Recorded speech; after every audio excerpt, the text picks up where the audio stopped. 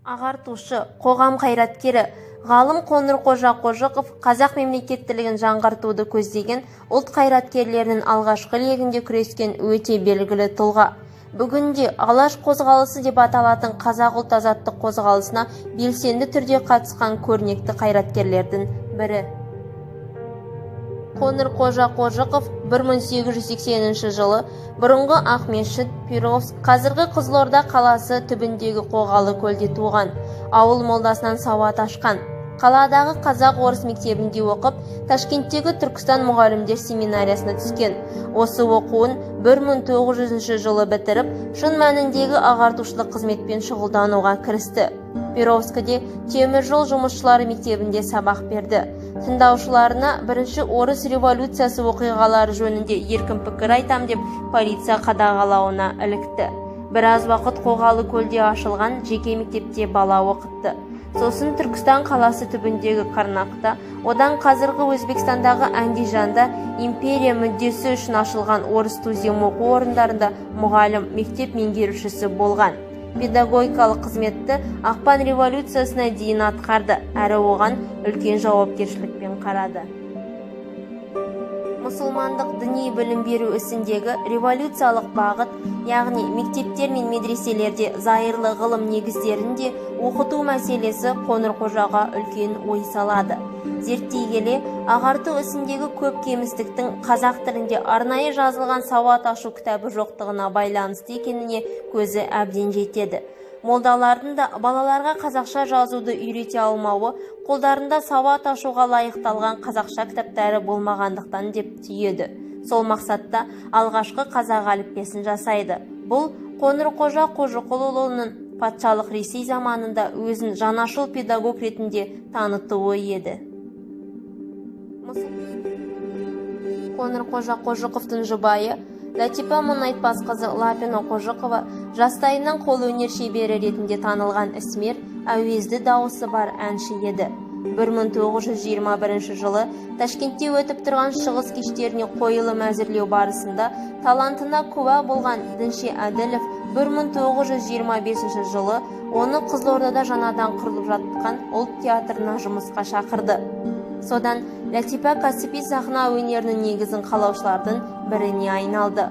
Ол кейінірек 1933 жылы музыка театрының да іргетасын қаласты. Опера театры өнерпаздарының құрамында 1936 жылы Қазақ Республикасының Мәскеудегі 10 күндігіне қатысты.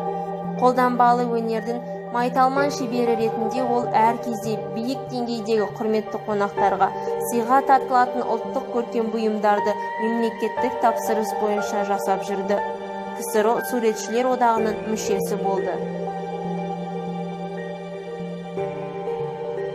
Қоңырқожа мен Латипа Қожықовтардың балалары да қазақ өнері тарихында өзіндік мәртебелі орындар иеленген белгілі тұлғалар болды. Қожахмет қазақтың алғашқы кескіндемеші, карикатурашы, суретші, графигі. Құлахмет тұңғыш театр және кино суретшісі, график. Нұрахмет мүсінші, монументалист. Сұлтан Ахмет атақты кинорежиссер ретінде мәлім. Қоңырқожа мен Латипа Қожықовтардың балалары да қазақ өнері тарихында өзіндік мәртебелі орындар иеленген белгілі тұлғалар болды. Қожахмет қазақтың алғашқы кескіндемеші, карикатурашы, суретші, графигі.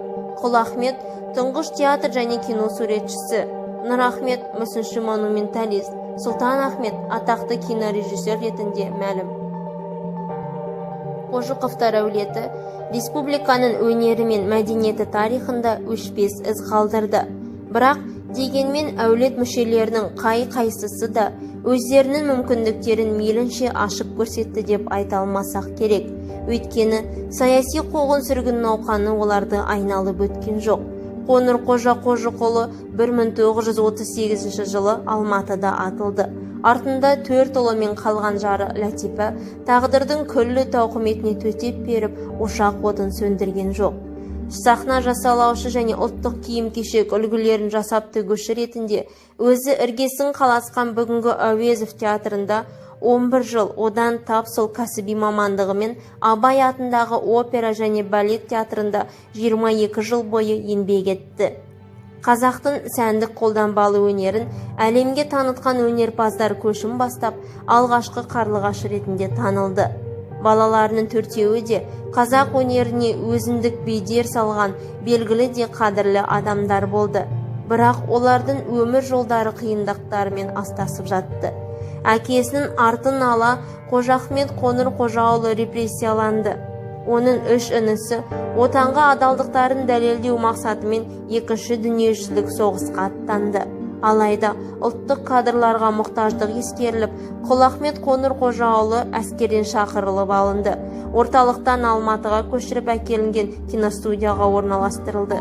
Дегенмен халық жауының баласы деген таңба ұдайы оның да, майдангер інілерінің де өмірі мен шығармашылығына ауыр салмақ түсіріп тұрды.